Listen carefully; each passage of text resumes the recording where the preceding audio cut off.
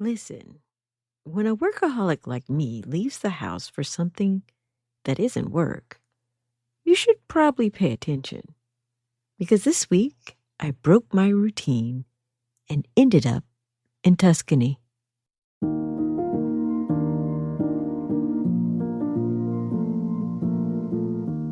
Welcome to the Rite of Passage with Vanessa Riley, the podcast where storytelling meets passion and every page turns into a new adventure.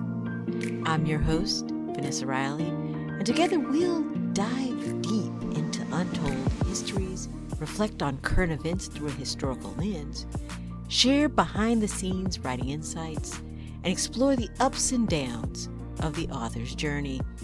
From rich historical novels to unforgettable characters to pop culture's intrusion on the written word, hey, we're going to explore it all. So grab your pen, your notebook, and let's begin our journey through the written word.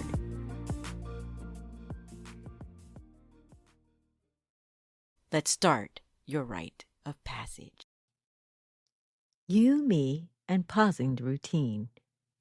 For this week's rite of passage, I decided to do something a little different. I actually did something fun. Now, I know I'm a workaholic. I freely admit that.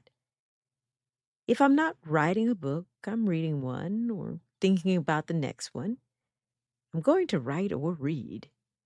But sometimes you have to step outside of that box. And I did just that. I went to see a movie. Yes, me outside the house, in a theater, not waiting for it to stream.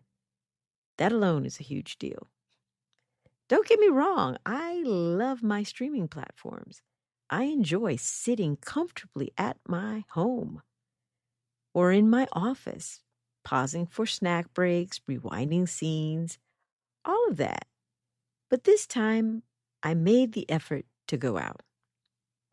I was in Detroit after a wonderful event at the Detroit Public Library, speaking about fire, sword, and sea. To give myself some downtime, I treated myself to some incredible fried chicken at the Fixin' Soul Kitchen, and then headed over to Imagine Theaters. And that's where I saw You, Me, and Tuscany. It was adorable.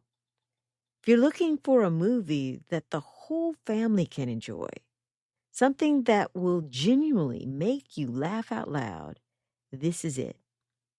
It reminded me of classic romantic comedies like When Harry Met Sally and While You Were Sleeping. Just warm and charming and full of heart. First, the scenery, absolutely stunning.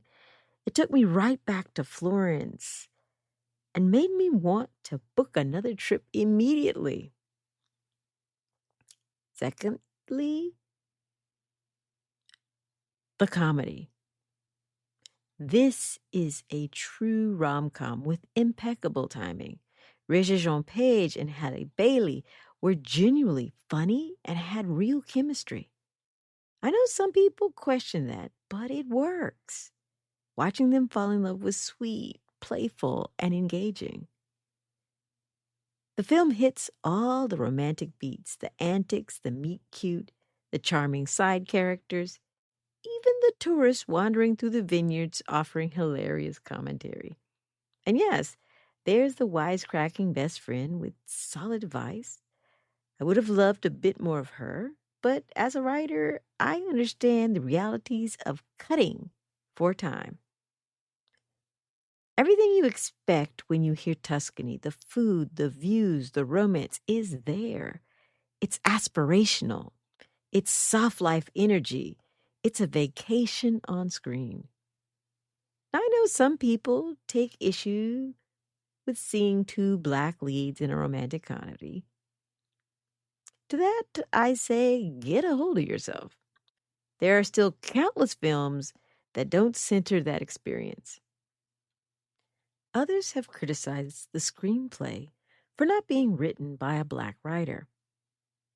But once you understand how difficult it is to get anything financed and produced in Hollywood, you learn to appreciate what does get made, especially when it honors the culture with care. And this film does that. It's grounded, heartfelt, and absolutely rewatchable. I hope it becomes a classic. As for critics like Variety saying it was missing spice, let's be clear. Regé-Jean Page starring in Bridgerton is one thing. This is not that. And if you were expecting that level of spice from someone who also starred in The Little Mermaid, did you get it there? Did you expect it here? Exactly. This is a romantic comedy. Think again about films like You've Got Mail. There's very little spice. What you get instead is witty dialogue, heartfelt moments, and those unforgettable, adorable meet-cutes. That's the point. If you want something with more action, go read one of my books. More steam, go read some of my friends' books. Trust me, we've got plenty of spice, action, or laugh-out-loud humor. So step out of your routine. You, me, Tuscany. Let's go. This week's book list includes One for Artemis, The Kiss Countdown by Etta Easton. A down-on-her-luck event planner enters a fake relationship with a charming astronaut for practical reasons, only to discover their chemistry might be worth risking everything for real love. Buy the book by Jasmine Guillory. A frustrated young publishing assistant travels to coax a reclusive author into finishing his manuscript. But as they connect, both must confront their personal and professional uncertainties and the unexpected spark growing between them. For those stuck on hockey, here's one for you.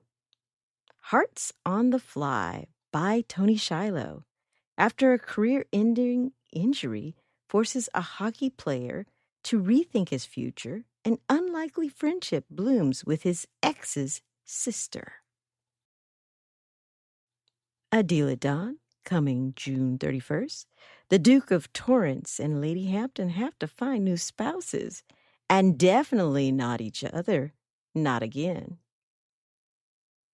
And this is not a rom-com, but the fourth book in the Lady Worthing mystery series releases September 1st, 2026.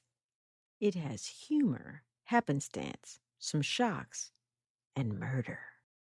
Consider purchasing these books, plus Fire, Sword, and Sea, from the Bookworm Bookstore, or for one of my partners in the fight, bookstores large and small, who are in the trenches with me.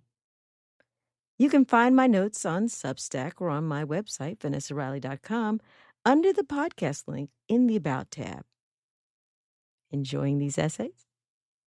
Go ahead, like this episode, share, and subscribe to Rite of Passage so you never miss a moment. Thank you for being here.